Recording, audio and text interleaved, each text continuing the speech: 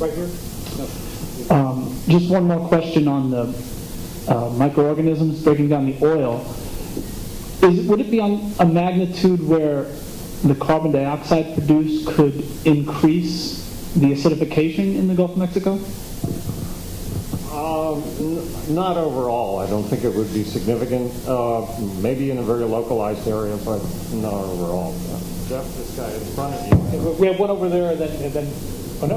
Okay, thank you. Hi, my name is Brook. I'm actually from Houma, Louisiana, where I live part of the year, so it's nice to know that you've been there. And I appreciate you, Carl, for bringing to people's attention the wetland loss, which is truly incredible. The fact that we lose the size of Manhattan every 10 months from Louisiana's wetlands. My question is about food security, and I have Cajun heritage, so I have friends and family who work in the industry, and I'm just wondering, I know it's hard to know because there's, I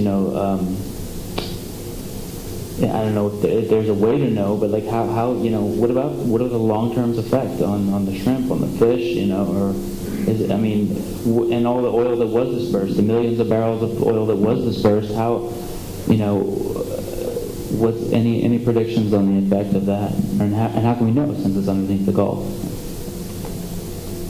Well, my prediction is that the populations of fish and shrimp and crabs and oysters will be back to about where they were anywhere from 1 to 3 years from now. I could be wrong, but that's my guess. The oysters have it worse. Many of them have to just start again. And a lot of oysters were killed because of freshwater flushing rather than the oil, because they were trying to put more fresh water into the delta to keep the oil out, and they killed a lot of oysters doing that. But you have to remember that these systems are unbelievably productive, and there's an incredible struggle for existence and competition from the millions and trillions of fish eggs and larvae that are all trying to survive. That's part of the basis of evolution, is the cutthroat competition of survival. So if you wipe a lot of them out, there is going to be a lot more ready to take their place, and there is a tremendous amount of natural resilience as long as the system, the basic factory, is still there.